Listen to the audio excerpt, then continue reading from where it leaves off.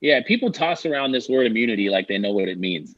And I find it funny because people are talking about boosting their immune system and they use these terms that make zero sense whatsoever.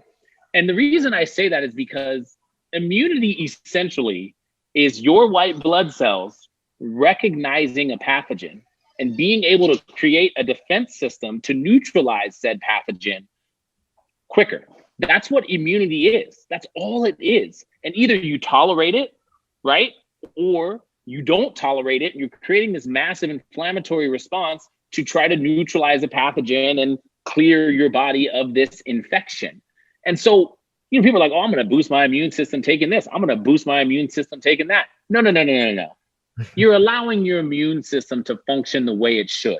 You're not boosting shit, right? It's ridiculous to me. And so all it is your white blood cell functioning at its optimum. That's all it is. And so I just want people to understand, and especially people who aren't in the medical field, who do not study what we study, what we have spent years learning, years studying, right? It's not something you can learn reading 3 paragraphs. So it's a lot more complicated. And I would always say, please respect your physician and ask your physician to explain it to you, because it's a lot more complicated than I'm just going to take vitamin D to boost my immune system. I'm just going to take vitamin C to boost my immune system. You're not boosting anything. You're just taking these supplements to allow your body to function the way it should. Absolutely. So we're seeing a lot of brain fog, a lot of fatigue, and it seems to be lasting between a week to maybe 3 to 4 months. Some people still have it up to, I think one case I heard of, up to about 5 or 6 months. So that thing is definitely happening. I had COVID myself, and I also had brain fog, and I had it for about a month or two. 76% of people are having symptoms of COVID-19 8 months later. 76%. Whether that's brain fog, whether that's fatigue, whether that's shortness of breath, whether that's chest pain, rib pain, back pain, 76% of people are having symptoms. So we're going to continue to see this. I mean, so we're recommending it in people with autoimmune disease. I mean, essentially, there's no real reason why you shouldn't get the vaccine, to put it that way, unless you have a true allergy to one of the ingredients inside the vaccine. There's no reason really not to get it. In fact, I would argue people with autoimmune diseases need it more so, because many of them are on immune suppressants that make them more likely to catch infection. And we even, in our clinical trials, we had people that were on stable autoimmune diseases included. Only time we would exclude someone if, let's say, they were on a medicine that would interact with how we could interpret the blood tests. So there's a lot of medications that suppress your immunity. And so when you're in a trial, you don't want to study those people, because you want to really accurately see how a vaccine works or not. But yeah, that's the most recent update. There's really no good reason I can think of. And my other colleagues on the panel can correct me about why someone should not get it. Would you just speak briefly about women that are trying to conceive or pregnant currently? Yeah, so absolutely. Like, I know there's a lot of confusion because the World Health Organization came out with this statement last week saying pregnant women should wait. But, all of our major societies here in the US, obstetrics and gynecology, maternal fetal medicine, all advocate for childbearing women, pregnant women, and breastfeeding women to take the vaccine, because, the adverse or the other side of it is far worse. Everything is a risk benefit analysis, right?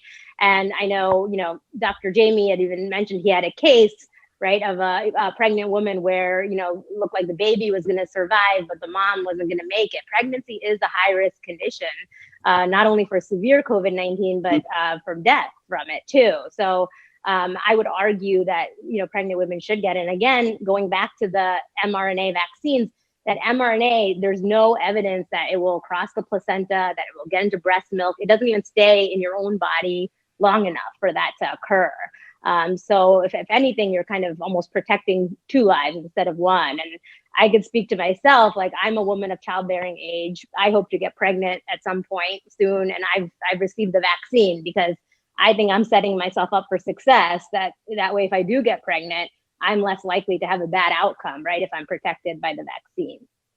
Can you take the vaccine the same time that you test positive for COVID?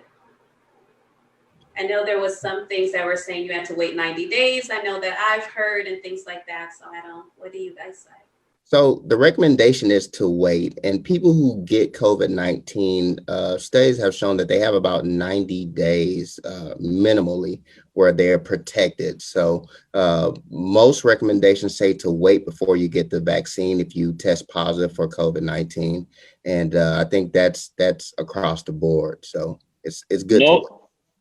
Just nomenclature wise, nobody tests positive for COVID-19. People test positive for SARS-CoV-2.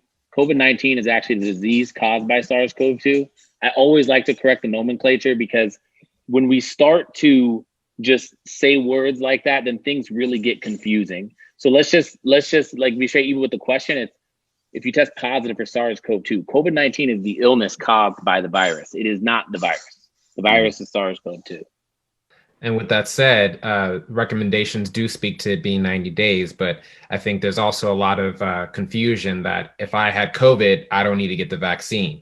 And what we do know is that if you do get the vaccine, you're actually more immune to SARS-CoV-2 compared to those who have been infected.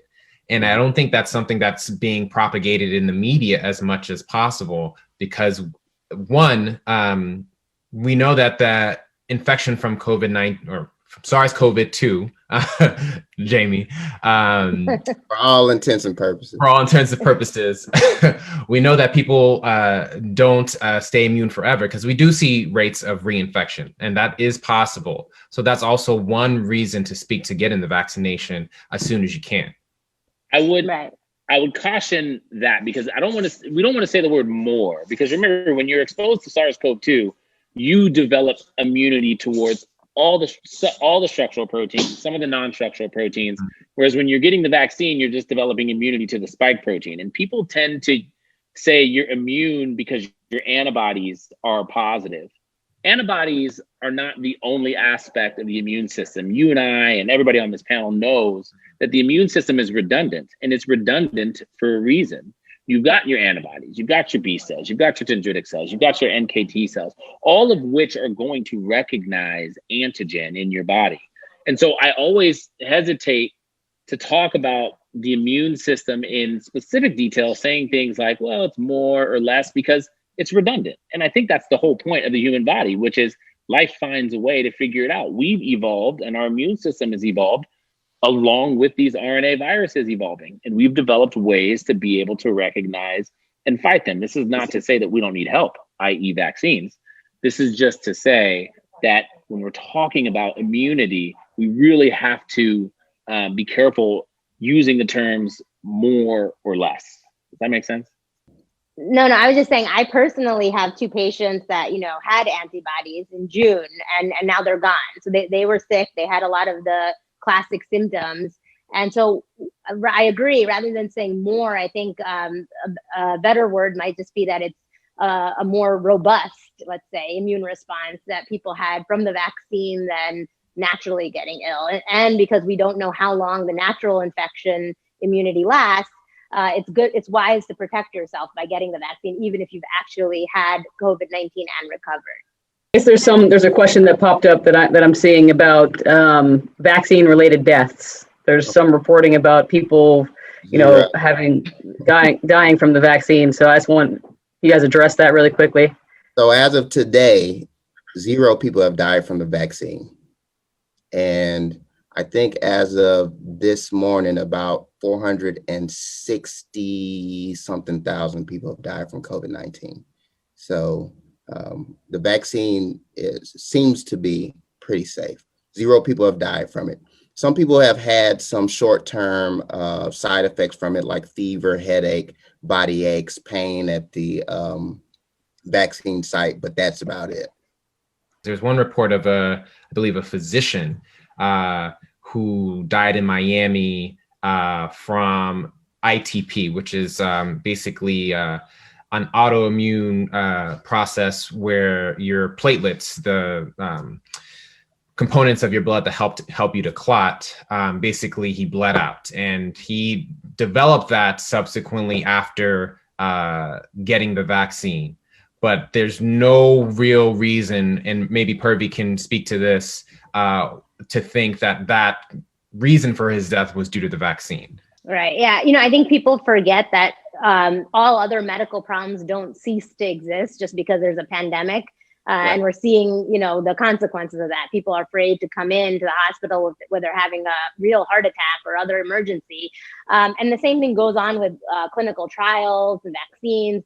There's a lot of events that would have occurred regardless, right? And it's very easy to blame it on a vaccine or what have you, just because that tends to be the thing that's on people's minds. So the more important thing is if there is something that's occurring, we want to see if it's occurring at a higher frequency than normally would happen. That's the only way to really see if there even is a cause and effect. And yeah, absolutely. It's very hard to prove a link. These really rare catastrophic things that are going to happen, they happen every day. But I think we're paying more attention because now everything is just so sensationalized in the media. So it's important to keep that in mind.